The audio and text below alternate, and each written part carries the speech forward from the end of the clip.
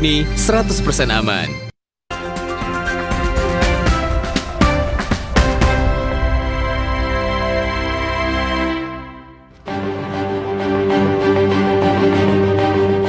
Rentetan unjuk rasa di depan gedung DPR terus berlanjut hingga Kamis 28 Agustus kemarin. Massa dari berbagai kalangan memadati kawasan gedung DPR RI di Jalan Gatot Subroto, Jakarta Pusat. Mereka datang dengan berbagai simbol perlawanan, mulai dari poster bernada kritik dan sejumlah tuntutan. Unjuk rasa di depan gedung DPR pada Kamis kemarin diawali dengan hadirnya aliansi buruh dari berbagai elemen. Massa buruh datang dari sejumlah wilayah di sekitar Jakarta seperti Karawang, Bogor, Bekasi, Depok, dan Tangerang. Mereka menuntut penghapusan skema pekerja outsourcing dan peningkatan upah minimum. Tuntutannya ada 6 isu.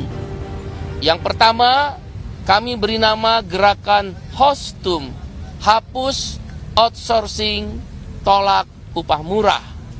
Tolak upah murah, kami meminta pemerintah menaikkan upah minimum, upah kita semua tahun 2026 sebesar 8,5% sampai dengan 10,5%.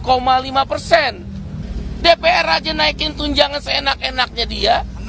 Dia naikin gaji seenak-enaknya dia. Pakai joget-joget lagi. Di mana hati nuraninya? Itu yang menyakiti rakyat.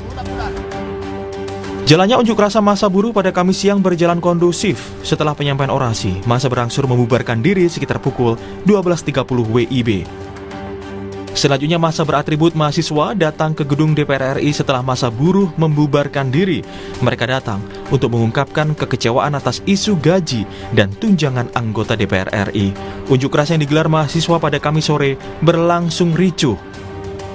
Menteri Sekretaris Negara Mensesnek Prasetyo Hadi menanggapi rentetan unjuk rasa yang terjadi di depan gedung DPR RI. Prasetyo Hadi mengatakan pemerintah menghormati penyampaian aspirasi dalam demonstrasi yang digelar di depan gedung DPR pada 25 dan 28 Agustus.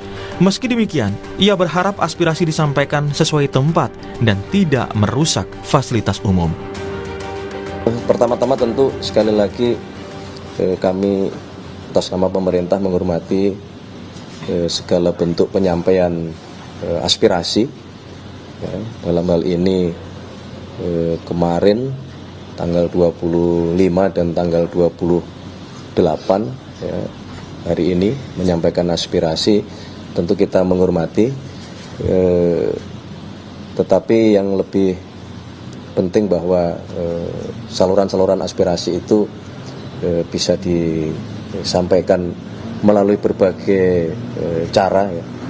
Nah, kalaupun melalui cara penyampaian aspirasi demo itu juga tidak masalah. Yang penting semangatnya kami semua berharap untuk kemudian tidak menimbulkan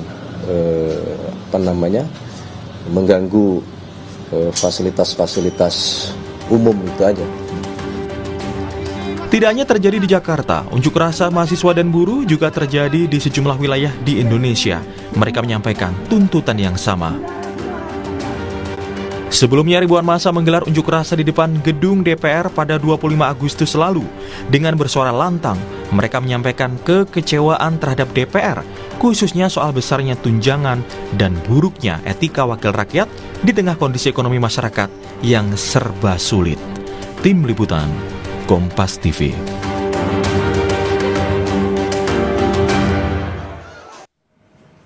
Rentetan unjuk rasa di depan gedung DPR terus berlanjut hingga Kamis 28 Agustus kemarin. Mereka datang dengan berbagai simbol perlawanan, mulai dari poster bernada kritik dan sejumlah tuntutan. Lantas apa saja tuntutan mereka dan seperti apa respons dari DPR mengenai unjuk rasa yang terjadi pada 25 dan 28 Agustus kemarin? Kita sudah bergabung bersama sejumlah narasumber. Melalui sambungan daring ada Kang Oleh Soleh, anggota Komisi 1 DPR RI fraksi PKB, kemudian ada Direktur Eksekutif Trias Politika Mas Agung Baskoro. Dan nanti juga akan bergabung saudara di studio ada Wakil Ketua Umum Serikat Petani Indonesia sekaligus Ketua Majelis Nasional Partai Buruh Agus Ruli Ardiansyah, namun masih dalam perjalanan. Saya sementara ke Mas Agung dan juga Kang Oleh. Selamat pagi Mas Agung, Kang Oleh. Pagi Mas Bremana, Kang Oleh, semua pemirsa. Baik, saya ke Kang Oleh dulu. Kang Oleh, kita simak bersama-sama gejolak yang terjadi di masyarakat dari hari Senin kemarin sampai juga hari Kamis gitu ya. Ada demo besar-besaran di DPR, kemudian berakhir dengan ricuh dan kita sangat menyayangkan, kita sangat berduka juga. Kita harus melihat ada 1 korban jiwa dari pengemudi ojek online kemarin, ada juga korban luka dari pihak polisi. Dari DPR bagaimana menyikapinya, Kang Oleh? Tentu atas nama pribadi ya, dan juga atas nama DPR menyampaikan belasungkawa terhadap korban yang berproses sebagai ojol, dan tentunya kepada para polisi yang terkena luka. Mudah-mudahan almarhum diterima iman Islamnya dan diberikan surga kelak di alam barzah. Yang kedua tentu kami menghormati ya atas seluruh aspirasi dari elemen bangsa. Tidak hanya buruh yang saya lihat, tetapi hampir setiap elemen bangsa dan individu terus melakukan sebuah pengawasan, kemudian sebuah kritik terhadap berjalannya pemerintahan melalui media-media baik TV, koran, kemudian medsos, dan puncaknya mungkin di hari kemarin ya.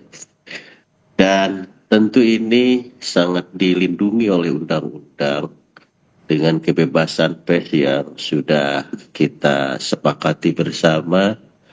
Dan hari ini alhamdulillah wa syukurillah Pak Presiden juga dalam berbagai forum menyampaikan bahwa siapapun yang menyampaikan kritik diperbolehkan sekalipun demo. Tetapi tentu penyampaian aspirasi ini, penyampaian saran, kemudian kritik dan yang lain-lain, tentu ini juga ada aturan yang harus kita hormati bersama. Baik itu di media sosial, di TV, dan bahkan melalui demo-demo. Ada aturan-aturan yang harus kita hormati, yang harus kita junjung tinggi bersama. Bagaimana penyampaian aspirasi ini bukan mendatangkan maslahat, tetapi malah mendatangkan musibah.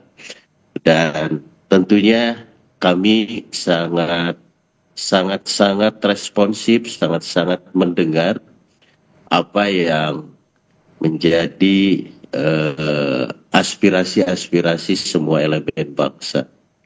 Oke, Kang Oleh, sudah didengar, kemudian kemarin juga aspirasi dari para pendemo juga sudah masuk, tentunya sudah dilihat, sudah didengar oleh anggota DPR, lalu bagaimana dari anggota DPR menyikapinya dan tindak lanjutnya seperti itu, Kang Oleh?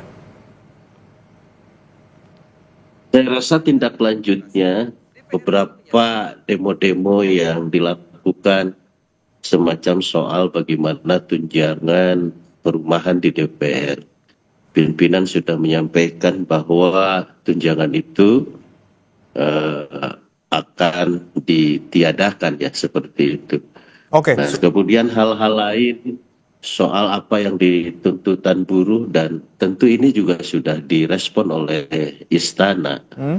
Juru bicara dari Istana juga sudah menanggapi hal ini, dan tentu akan dirumuskan melalui kementerian terkait. Intinya kalau kami melihat bahwa baik DPR maupun pemerintah, dalam hal ini adalah eksekutif, tidak pernah membiarkan apa yang menjadi keluh kesah dan aspirasi masyarakat. Ada respon, memang bisa direspon dan bisa dipenuhi hanya beberapa persen, ada juga yang Tidak bisa dipenuhi dengan pertimbangan-pertimbangan lain. Ya. Akan tetapi apapun yang menjadi aspirasi, saya melihat baik DPR maupun di eksekutif semua juga merespon dan mendengarkan apa yang menjadi keluh kesah daripada warga masyarakat Indonesia. Oke. Kang Oleh, saya pastikan kembali tadi Anda mengatakan tunjangan ditiadakan ini untuk bagian mana saja? Apakah termasuk juga tunjangan rumah yang 50 juta per bulan itu?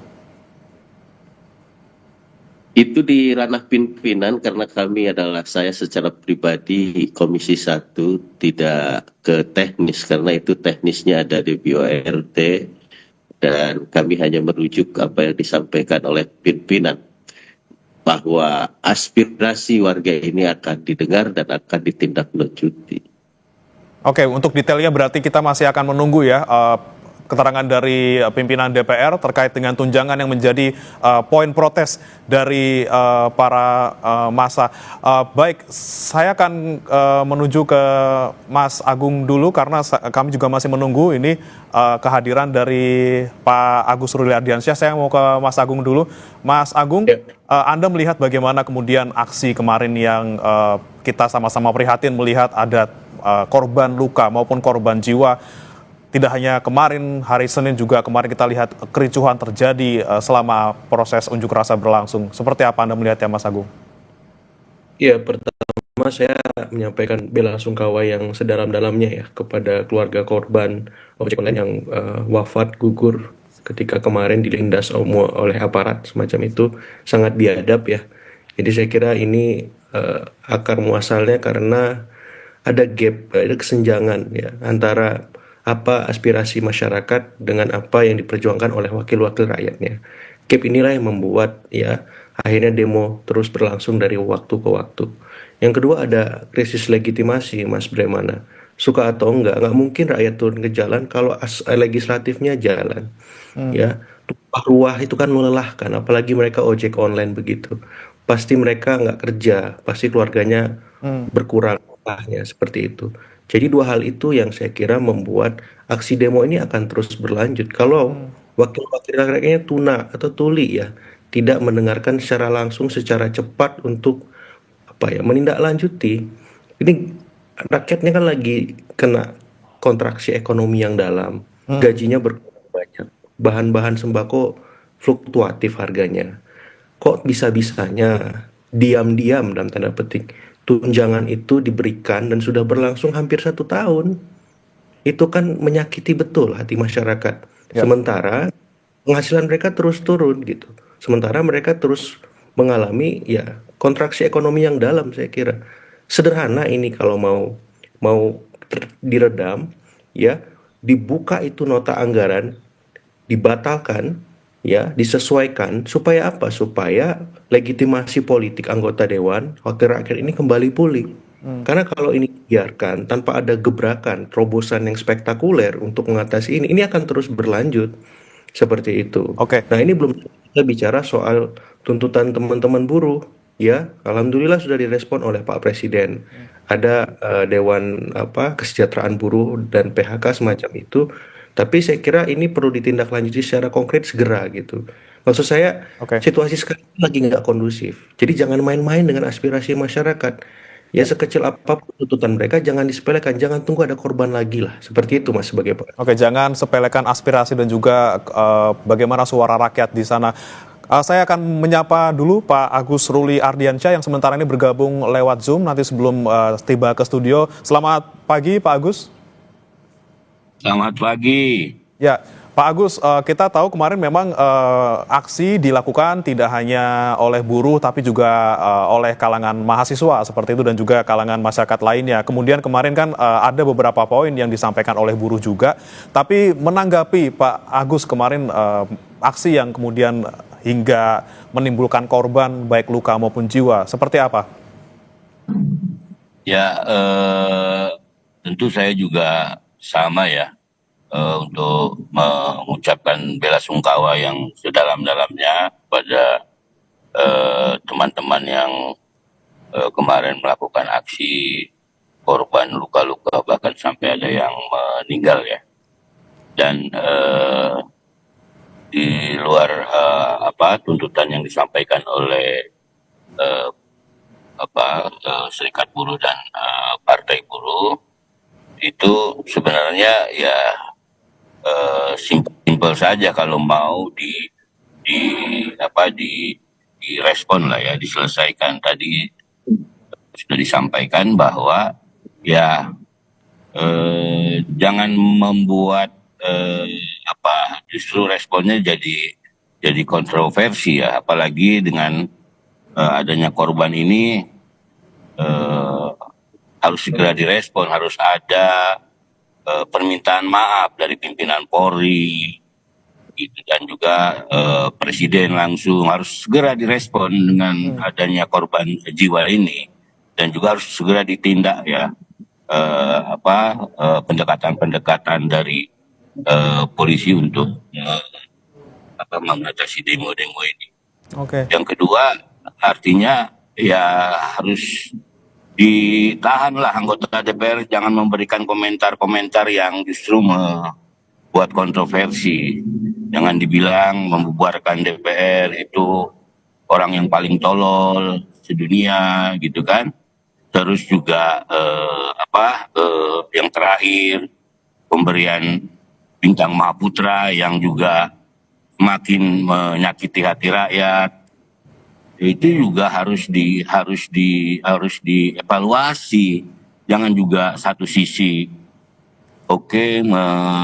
merespon, menyetujui tuntutan rakyat, tapi sikap-sikap yang lain justru, atau kebijakan-kebijakan yang lain justru kontroversi. Teman-teman buruh kan sudah memperingati Hari Buruh dengan Bapak Presiden kan 1 Mei.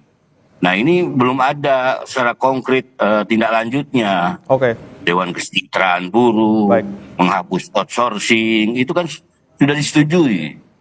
Gitu. Belum ada tindak lanjut ya, Pak Agus ya, terkait dengan apa yang disampaikan sebelumnya. Tapi yang menjadi pertanyaan kami juga, Pak Agus, kemarin kan memang yang menjadi ricuh kemarin malam itu adalah ketika ada suara terkait dengan memang tunjangan untuk anggota DPR yang fantastis seperti itu. Tapi apakah dari kaum buruh juga menyuarakan hal itu? Apakah stick pada 6 poin terkait dengan kesejahteraan buruh? Iya, karena kan setiap tahun kan memang ada pembahasan ya mengenai upah minimum buruh ya di setiap tahun di bulan September ini. Priorisasi jelas ya. Nah, ditambah dengan justru ugal-ugalan tunjangan dan fasilitas anggota dewan yang disetujui kemarin, dengan ada joget-joget, dan itu kan membuat hati rakyat sangat marah. Nah, menurut saya harus memang segera direspon lah oleh pimpinan negeri ini, baik dari pihak kepolisian maupun Presiden, meminta maaf gitu, dan akan mengevaluasi. Itu mungkin salah satu upaya untuk bisa meredam ya. Saya tidak tahu setelah kawan ojol ini meninggal ya. Gitu. Respon yang ada juga yang banyak yang memanfaatkan keinginan bahwa kita akan terus rusuh ya, semakin membesar. Nah, ini yang harus kita antisipasi. Makanya menurut saya salah satu solusinya adalah Pak Prabowo dan Sigit ya sebagai Kapolri langsung cepat membuat respon. Inilah respon yang nantinya kita tunggu gitu ya, Pak Agus ya. Jangan sampai kemudian kemarin kita simak bersama ada pernyataan-pernyataan kontroversial dari anggota DPR terkait dengan tuntutan masyarakat. Kita akan bahas usai jeda, saudara, tetap bersama kami di Sapa Indonesia Pagi.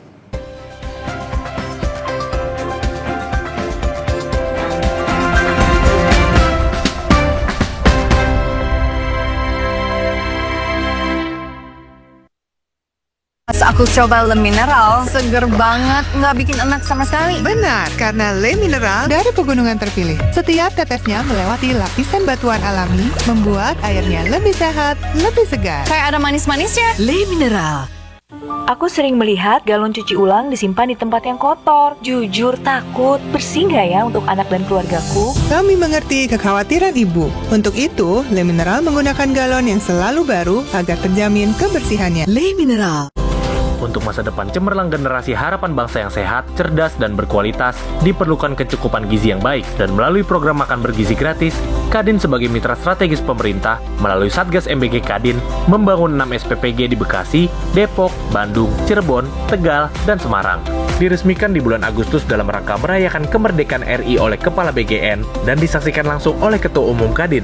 Yang terhormat, tentu saja yang saya cintai nih, Bapak Kasatgas MBG Kadin, Bapak Handoyo. Kolega saya yang sangat luar biasa kerjanya, siang malam mengerahkan segala macam sumber daya, Bapak Handoyo S. Mulyadi, Kasatgas MBG Gotong Royong Kadin, dan Eksekutif Chairman dari Temposcan Group. Pembangunan 6 SPPG ini seluruhnya dibiayai oleh Temposcan dengan desain dan standar mutu bangunan serta peralatan yang berkualitas. Berjuang bersama menciptakan generasi emas Indonesia, Temposcan 100% Indonesia. Mulai 25 kalsium 콜라겐 부르크랑 꿀리크리프 툴랑 크로포스 No worries 콜라겐 Susu steril dengan 1000 mg kolagen dan kalsium kulit no keriput tulang no kropos. 콜라겐 susu awet muda. Pas aku coba Le Mineral, seger banget, nggak bikin enak sama sekali. Benar, karena Le Mineral dari pegunungan terpilih. Setiap tetesnya melewati lapisan batuan alami, membuat airnya lebih sehat, lebih segar. Kayak ada manis-manisnya. Le Mineral.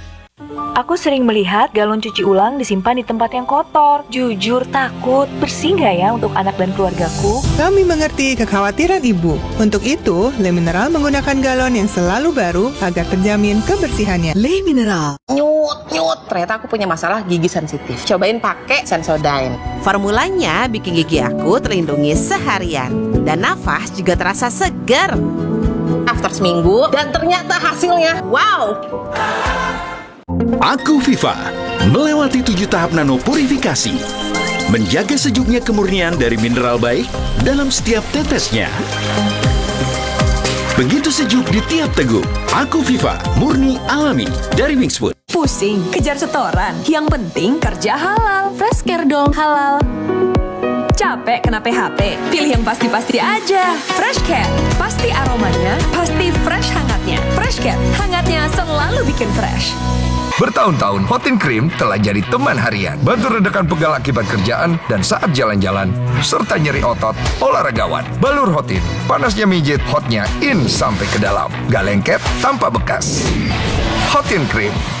Pas aku coba Le Mineral, seger banget, nggak bikin enak sama sekali. Benar, karena Le Mineral dari pegunungan terpilih. Setiap tetesnya melewati lapisan batuan alami, membuat airnya lebih sehat, lebih segar. Kayak ada manis-manisnya. Le Mineral. Aku sering melihat galon cuci ulang disimpan di tempat yang kotor. Jujur takut, bersih nggak ya untuk anak dan keluargaku? Kami mengerti kekhawatiran ibu. Untuk itu, Le Mineral menggunakan galon yang selalu baru agar terjamin kebersihannya. Le Mineral. Mulai 25 kalsium 콜라겐 부르크랑 꿀리크리프 툴랑 크로포스 No worries 콜라겐 Susu steril dengan 1000 mg kolagen dan kalsium kulit no keriput tulang no kropos. 콜라겐 susu awet muda. Kok yang ini, Pak? Kalau tutupnya aja gini, isinya gimana? Tidak semua air itu sama. Aqua dalam galon yang dibersihkan 20 kali, diisi tanpa tersentuh tangan dan ditutup sempurna. Aqua, 100% murni, 100% aman.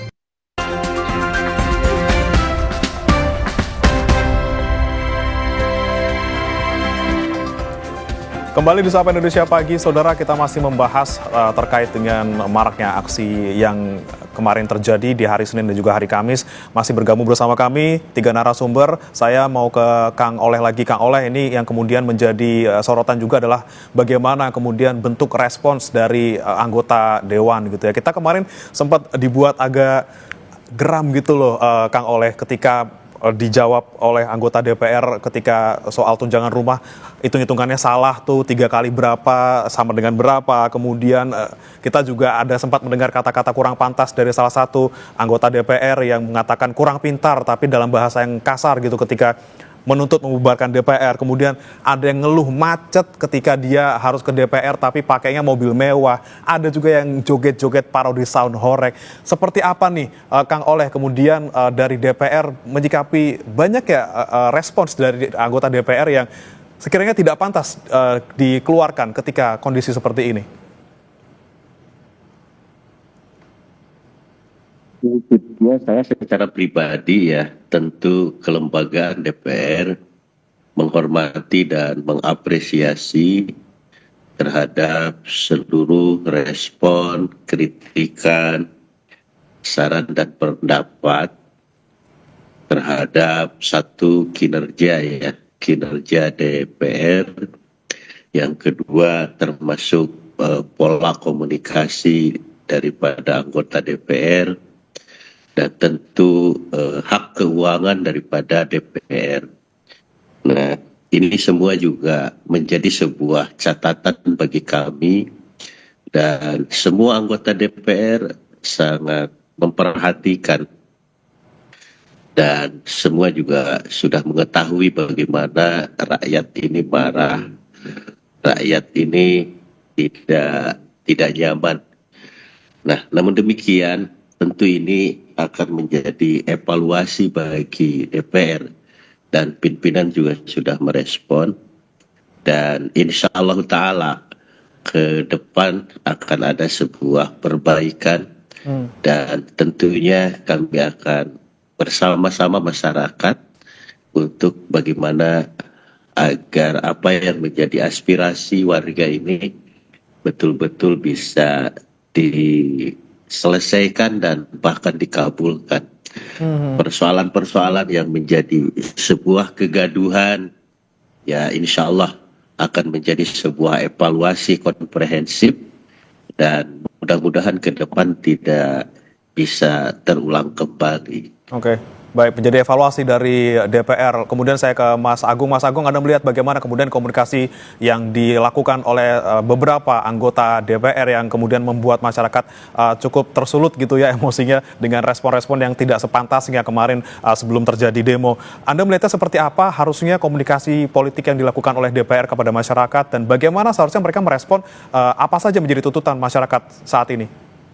Ya, pertama memang secara institusional DPR ini harus tampil ya, secara bersama-sama ya. Saya belum lihat secara bersama-sama itu ketua DPR, wakil-wakil ketua pimpinan DPR untuk merespon ini secara kolektif kelembagaan, bukan person by person. Yang kita nggak tahu itu gimana juntrungannya ya, kejelasannya, kelanjutannya, transparansinya. Sudahilah ketidaktransparansi itu, sudahilah ya meminimalkan partisipasi publik, sudahi keugal-ugalan sebagai wakil rakyat. Itu penting saya kira. Yang kedua, saya mengapresiasi Pak Soleh mau hadir di Kompas TV hari ini. Karena apa? Seringkali anggota-anggota Dewan lebih banyak absennya merespon ini semua. Ya saya berharap sering-sering anggota Dewan tampil tapi dengan komunikasi publik dan politik yang baik, yang santun, dan tidak membuat hal-hal yang kontraproduktif. Ya, karena ini hak anggota Dewan bicara. Supaya apa? Bukan hanya orang-orang di dapilnya yang bisa mendengar, tapi seluruh rakyat Indonesia. Hari ini semua mata melotot ke DPR. Kalau DPR-nya tidak merespon, hilang, absen, bahaya. Ya, masa akan terus tumpah ruah ke jalan. Jadi saya mengapresiasi Pak Oleh mau tampil hari ini dan saya berharap akan lebih banyak lagi anggota-anggota Dewan yang hadir di media-media, di podcast-podcast, di online-online, mengaktifasi websitenya, kanal-kanal media sosialnya, tapi tampilnya dengan komunikasi yang proaktif, persuasif, ya, empatik, ya. Saya baru melihat tadi malam Pasha Ungu datang ke rumah ojek online itu. Saya belum lihat secara institusional DPR merespon ini. Baru saya lihat respon dari negara, Menteri Sekretaris Negara, Kapolri. Ya DPR-nya belum secara institusional semacam itu. Nah hal kayak gini jangan dibiarkan lagi. Tampil lebih awal karena ini wakil rakyat kita gitu. Nah, kalau ini terus dibiarkan, terus berlarut-larut, saya khawatir seperti itu. Nah yang ketiga yang ingin saya sampaikan juga di sini adalah saya susah mencari padanan kata yang pas untuk menggambarkan situasi sekarang. Ya seringkali kan terputus aspirasi masyarakat dengan anggota dewan yang mewakili mereka. Ya jadi saat ini saya kira DPR perlu lebih intensif untuk menyapa, mendengar warga, lewat kebijakan-kebijakan populis, Mas. Ya, kalau hari ini ada kritik besar, ya prolegnasnya diproduktifin, didahulukan yang pro rakyat. Ya, tunjangan-tunjangan yang kurang sensitif itu dibatalkan. Ya kalau memang teman-teman butuh minimal disesuaikan, tidak naik sefantastis itu. Jadi tidak bisa lagi hanya lewat kata-kata maaf, tapi ada tindakan-tindakan konkret. tindakan-tindakan yang menunjukkan DPR itu berubah. Ya, tindakan ketika undang-undang mau direvisi, mau dibuat, libatkanlah publik. Ya, jangan sampai undang-undang ini kita nggak tahu, nggak dengar, tiba-tiba sudah disahkan. Seperti itu. Oke, inilah Begitu, Mas. kemudian ya, bagaimana komunikasi antara anggota Dewan dan juga masyarakat harus dibangun. Karena jangan sampai kita didengarnya karena udah ricuh aja gitu. Saya mau ke Pak Agus. Pak Agus ini kan juga menjadi buruh, menjadi salah satu elemen masyarakat yang juga menyampaikan protes di sana. Ada beberapa poin yang disampaikan tadi belum diwujudkan oleh pemerintah gitu. Secara khususnya terkait dengan kenaikan UMR, katanya dari Aprindo sudah merespon juga agak sulit dilakukan untuk sekarang. Seperti apa Pak Agus melihatnya?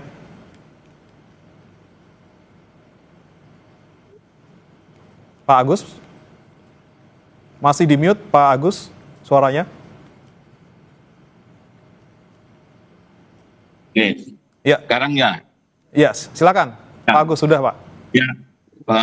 Mengenai beberapa tuntutan kami ya, teman-teman buruh yang tergabung dalam aliansi dan saya sendiri dari Serikat Petani tergabung di dalam koalisi itu dan tergabung di dalam Partai Buruh. Memang kita mau menagih janji ya, yang setelah disampaikan dan disetujui oleh Presiden langsung pada peringatan 1 Mei ya, Hari Buruh Internasional mengenai outsourcing.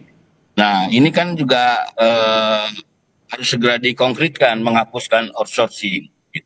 Nah, teman-teman ojol ini kan lebih parah dari outsourcing dia, gitu. Dia justru mitra semakin nggak jelas, gitu kan, ya kontrak kerjanya. Gitu. Nah, ini harus segera dikonkretkan, termasuk juga mengenai kenaikan upah, karena teman-teman buruh punya hitung-hitungan ya. Tahun lalu itu sudah disetujui 6,5 itu kenaikannya, karena ada hitung-hitungan dari inflasi, pertumbuhan dan juga indeks tertentu.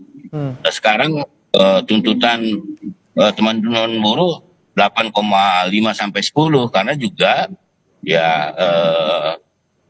persoalan inflasi dan pertumbuhan itu menjadi juga hitung-hitungan dengan tentunya pakai data pemerintah. Teman-teman buruh juga menghitung sehingga keluar angka 8,5 ya.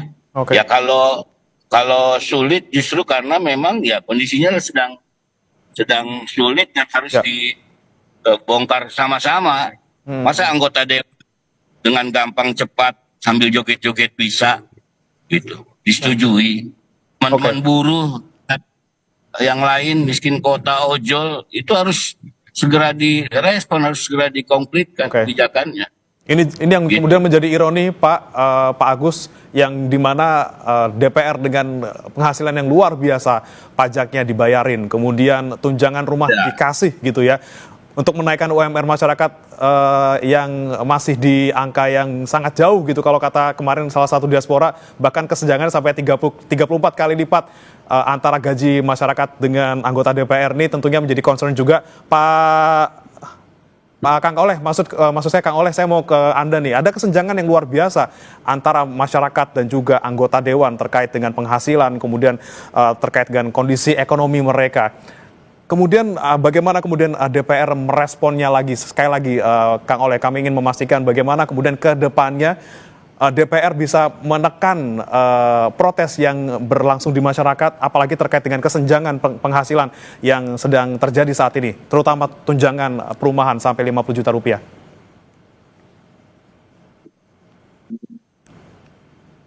Terkait besaran gaji ya dan tunjangan, pada prinsipnya kami memahami dan ini juga sudah direspon dengan baik oleh pimpinan ya.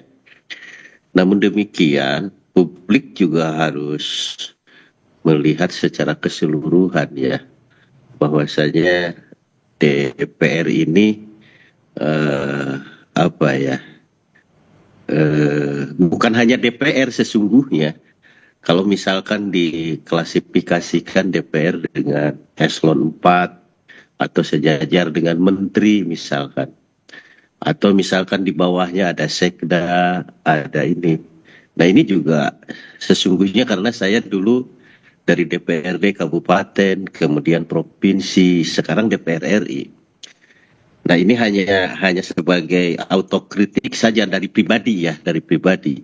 Sesungguhnya ya wajar-wajar saja dan menghormati atas apa yang disampaikan oleh masyarakat. Namun demikian tentu juga kami harus memandang bahwa soal besaran ini tidak bisa diukur dengan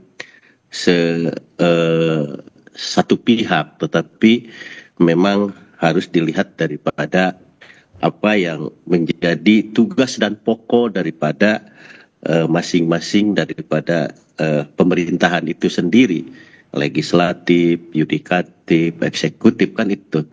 Dan tentunya ini juga melalui tidak serta-merta sesungguhnya ada sebuah perhitungan sebagaimana yang disampaikan oleh buruh tadi itu sama.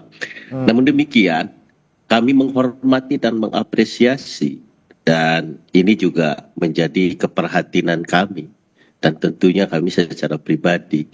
Dan kita sudah melihat respon dari pimpinan. Nah oleh sebab itu mari kita ke depan bagaimana agar aspirasi buruh, bagaimana agar harga-harga yang mahal, kemudian pengangguran, ini yang harus cepat diselesaikan oleh eksekutif dan tentunya harus didukung oleh DPR secara 100%. Oke, baik. Kemudian saya ke Mas Agung. Mas Agung, Anda melihatnya ke depannya seperti apa? Ini kemudian dengan adanya respons dari sejumlah pihak, tapi kita belum lihat secara resmi institusional dari DPR gitu ya terkait dengan yang terjadi beberapa hari terakhir ini, seperti apa ke depannya, kemudian apa yang harusnya dilakukan oleh DPR nih? Masyarakat apakah harus ricuh dulu sebelum akhirnya pendapat mereka ataupun tuntutan mereka didengarkan oleh DPR? Ya, saya melihat memang sense of crisis-nya belum muncul ya Mas ya. Masih melihat persoalan tunjangan, kemudian tuntutan buruh ini masih sebatas prosedur saja gitu. Direspon, tapi respon-respon yang sifatnya ya tadi parsial ya, lebih banyak personalnya, individu per individu anggota dewan, tapi belum ada ya kelembagaan secara resmi dari DPR. Merespon krisis, sense of crisis ini masyarakat sudah teriak gitu. Kebutuhan di mana-mana naik gitu. Nah ini gimana wakil-wakil rakyatnya bisa memahami itu? Contoh sederhana saja. Saya berapa kali sering ke rumah jabatan DPR di Kalibata. Banyak yang bagus kok. Ya tidak perlu misalkan kalau mau progresif nih keputusan yang diambil. Tidak perlu semua dikasih tunjangan. Kalau rumah masih bagus ya sudah ditempati daripada kosong gitu. Artinya apa? Artinya disesuaikan saja gitu. Mana rumah yang bagus di data. Ya, mana yang nggak bagus, diperbaiki, direnovasi, dihitung. Jangan-jangan biayanya lebih murah, gitu. Karena saya, Mas Premana, Pak Oleh, saya berapa kali main ke teman-teman dewan, Pak. Main ke rumah, ngobrol santai di situ, diskusi. Ya masih banyak yang bagus kok. Renov nggak sebesar itu biayanya, semacam itu. Tinggal disesuaikan. Artinya apa? Ini kan contoh, DPR itu bisa progresif dengan aspirasi masyarakat, lebih peka gitu. Jadi rumah yang bagus ada berapa, yang rusak ada berapa, yang memang perlu dikasih tunjangan berapa. Jangan dipukul rata semua dalam kondisi krisis kayak gini. Kepekaan itu yang hilang dari DPR sementara saya lihat. Nah itu satu contoh. Yang kedua mau lebih progresif lagi batalkan. Ya, jadi publik melihat ada niat baik, itikat positif dari DPR untuk berubah. Tapi kalau sebatas lip service, sebatas omong doang, ya.